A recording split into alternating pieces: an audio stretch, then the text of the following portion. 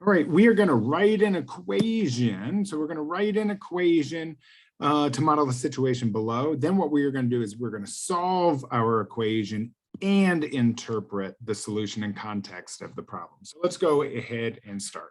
It says a cell phone plan costs $60 a month plus $9 for each gigabyte of data.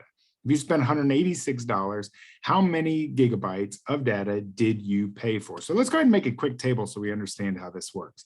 So we'll start with X, and then we will go ahead and start with our Y values. And what you'll notice is that we're going to have a cost, and that cost is going to depend on the number of gigs. Okay, so the cost depends on how many gigs. And what that means is our gigs are going to be X and our cost is going to be Y. So let's go ahead and put that in here. X is going to represent gigs. Y is going to represent our cost. So let's go ahead and say this. If I was to have 1 gig, we would start with an initial value of $60. And then we would add another $9. And if we bought 2 gigs, we'd start with $60. We'd have the initial gig from the first one, but then we'd add 1 more gig on there. And if we decided we wanted 3 gigs, we'd say, well, okay, $60 plus we add the first gig, then we bought a second gig, and now we're buying our 3rd gig. Now, one of the things you might start to realize is, hey, there's really just a pattern that's taking place. We have 60 plus 9 times 1. Then we had 60 plus, well, 9 times 2. And now we have 60 plus 9 times 3. Well, what if I said, well, what is X? What if I had X number of gigs? Well, you'll notice that the 3 and the 3 and the 2 and the 2 and the 1 and the 1 are lining up. So if I was to say X, it would just be simply 60 plus 9 times X. And this is a linear equation. So we'll say that Y equals to 60 plus 9 times X. There's our equation, 60. Y equals to 60 plus 9 times X. And X is going to represent the number of gigs. Okay. And what I'm also going to do is I'm going to change this function notation. I'm going to say, let's say this is C of G.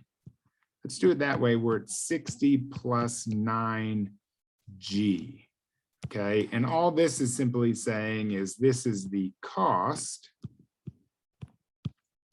based on the number of gigs, which is right here. So the cost, which is based on the number of gigs. Now, let's go ahead and solve this problem because we keep going. It says we are going to spend, if you spend $186, well, remember, dollars are over here in this column where the Y are at, where the Y is at, which is also where this C of G is at, right? So what I'm going to do is I'm just going to simply say, well, let's go ahead and solve for our solution. And I'm going to say, let's take 186 equals to 60 plus 9. And in this case, I used a G. I changed it over to G, just because I was using function notation, okay? And I'm going to subtract 60. Okay, and we get 186 minus 60, which is 126, equals to 9G. And now 9 is attached to G by multiplication, so we are going to divide by 9. Okay, and we go, okay, well, G, or the number of gigs, is going to be 126 divided by 9. So 126 divided by 9. So there's 1 times 9. Then subtract, we get 3, 6. 9 goes into 36 4 times. So G should be 14. Now we can check this out on Desmos. Okay, so I'm going to go to Desmos and I'm just simply going to type it in. I'm going to say, okay, I've got Y equals to 186. I put one side of the equation in, and now I'm going to put the other side of the equation in. Y equals to, or let's just put it in function notation for fun. I'm going to put C of G, if it'll recognize it, equals to 60 plus 9G. G, and it does recognize it. Okay, so what I'm going to do is I'm going to type it. I'm going to look for 186.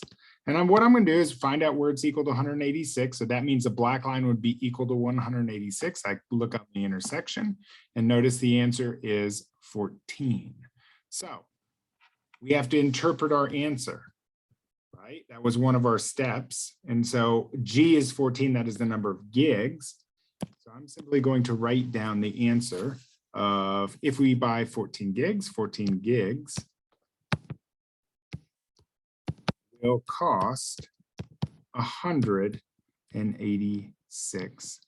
All right, so we went ahead and took this scenario. We were able to take it into a linear equation, build our equation out, and then we came down here. We found the solution by setting it equal and doing some simple algebraic solving.